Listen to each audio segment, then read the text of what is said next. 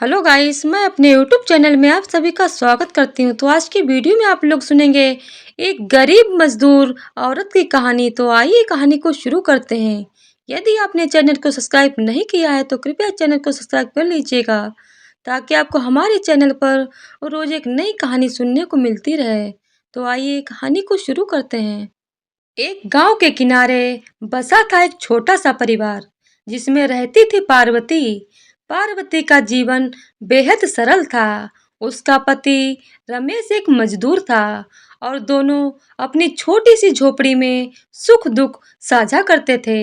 गरीबी ने उनके जीवन को बहुत कठिन बना दिया था, लेकिन पार्वती की हिम्मत कभी नहीं टूटी। वह हर दिन चूल्हे पर लकड़ी जलाकर खाना बनाती थी और लकड़ियां जुटाने के लिए अक्सर जंगल का रुख करती थी।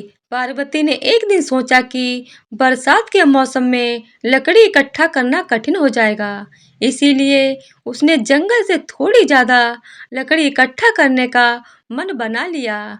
वह अपनी कुल्हाड़ी उठाकर जंगल चली गई।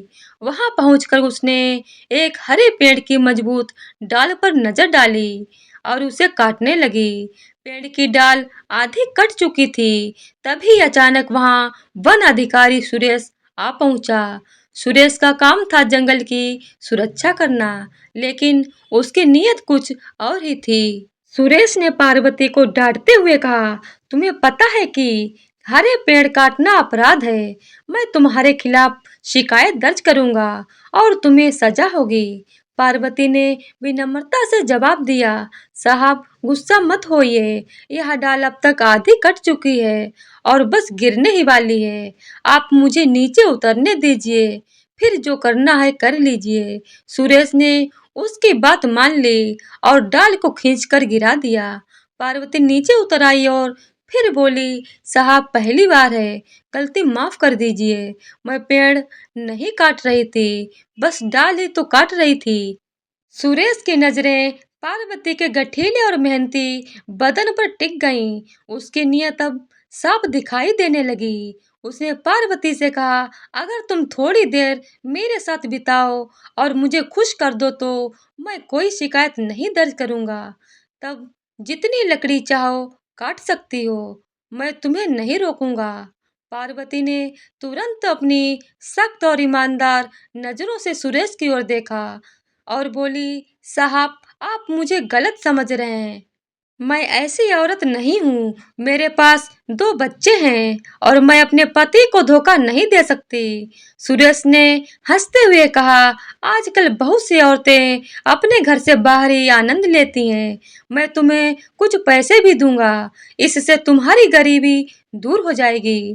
पार्वती ने उसकी बात का तीखा जवाब दिया, साहब हम गरीब हैं, लेकिन हमारी इज्जत सबसे बड़ी दौलत है। हम लालच में नहीं पड़ते। जो लोग लालच होते हैं वो ही ऐसा काम करते हैं, चाहे वो गरीब हो या अमीर। मेरे पास जो है वही मेरे लिए काफी है। सुरेश की नीयत अब साफ थी। उसने धमकाते हुए कहा, इसका मतलब तुम मेरी बात नहीं मानोगी। अब मुझे कुछ करना ही होगा। पार्वती ने साहस के साथ जवाब दिया, आप मेरा कुछ नहीं बिगाड़ सकते। जब मेरे हाथ इतनी भारी लकड़ियां काट सकते हैं और सर पर उठा सकते हैं तो मैं अपनी सुरक्षा भी कर सकती हूँ। और रही बात कार्यवाही की तो याद रखिए कि आप खुद इसमें शामिल हैं।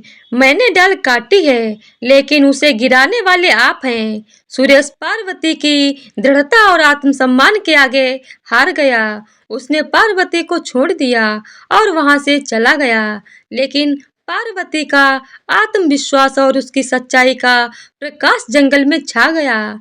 इस घटना ने साबित कर दिया कि सच्चाई और आत्मसम्मान से बढ़कर कुछ नहीं होता। पार्वती ने न सिर्फ अपने परिवार का सम्मान बचाया, बल्कि समाज को भी यह सिखाया कि कोई भी महिला अपनी इज्जत और गरिमा की रक्षा करने में सक्षम होती है, चाहे उसकी स्थिति कैसी भी हो।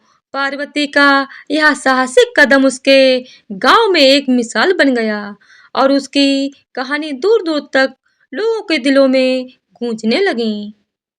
दोस्तों, हम उम्मीद करते हैं कि ये वीडियो आप लोगों को ज़रूर पसंद आएगी। अगर पसंद आए तो वीडियो को लाइक, शेयर और चैनल को सब्सक्राइब कर दीजिएगा।